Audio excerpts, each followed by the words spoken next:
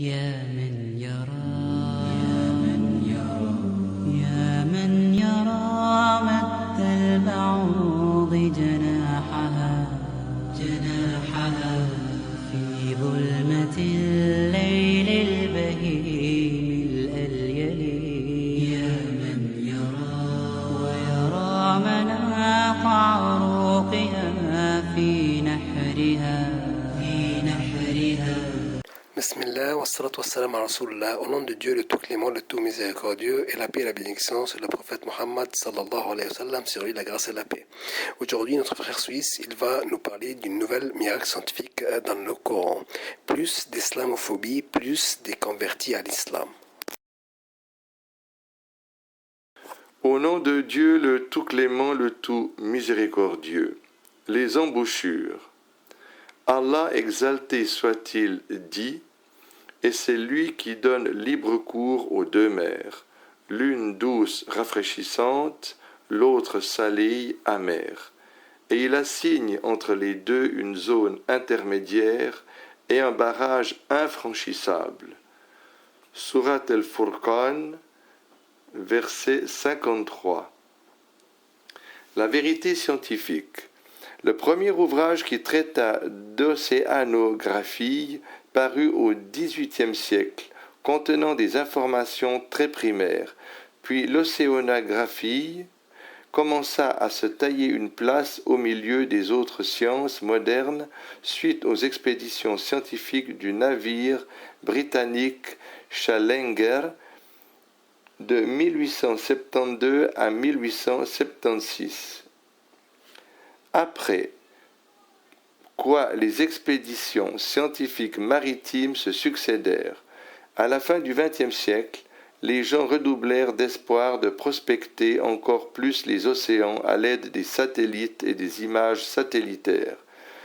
Après balayage de plusieurs embouchures, les chercheurs se rendirent compte que toutes les zones d'embouchure sont des environnements qui ont des caractéristiques naturelles et biologiques différentes des caractéristiques des fleuves et des mers, et ce, malgré l'instabilité et le contact permanent entre ces deux eaux, malgré le flux et le reflux de la mer, et malgré aussi la crue et la décrue des eaux de fleuves.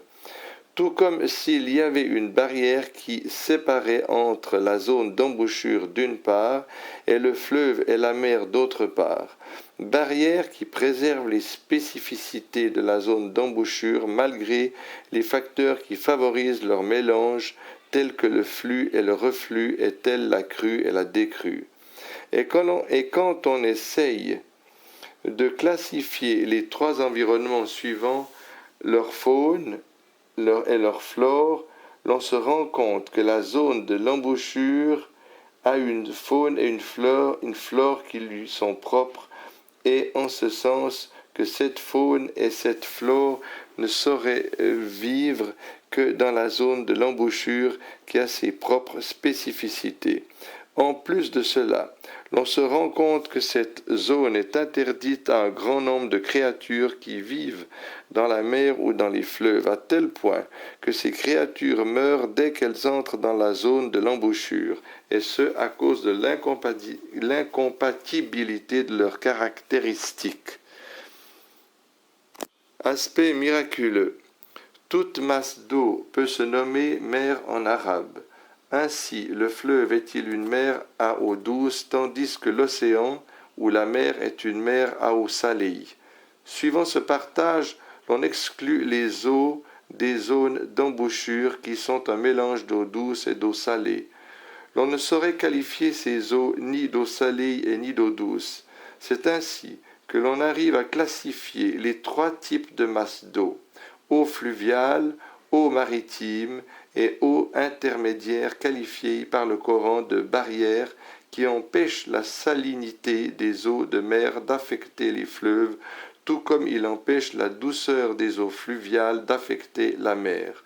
Ce verset indique aussi que la zone d'embouchure a une faune qui lui est propre et qu'il n'est pas permis ni à la faune maritime et ni à la flore fluviale ni à la faune fluviale de s'aventurer dans l'embouchure. L'évolution historique de l'océanographie prouve qu'il n'y avait aucune information précise concernant les océans 1400 ans. Les océans 1400 jadis. Mais déjà, le Coran donnait une description minutieuse des zones d'embouchure, expliquant que ces zones constituent un environnement spécifique qui a des caractéristiques naturelles et biologiques différentes des caractéristiques des fleuves et des mers. En plus cela, le Coran indiqua que malgré le contact permanent entre ces eaux et l'instabilité qui y règne, chaque type de masse d'eau garde constamment ses caractéristiques intactes. D'où viendraient ces informations consignées explicitement dans le Coran si ce n'est de l'Omniscient lui-même? Allahu Akbar.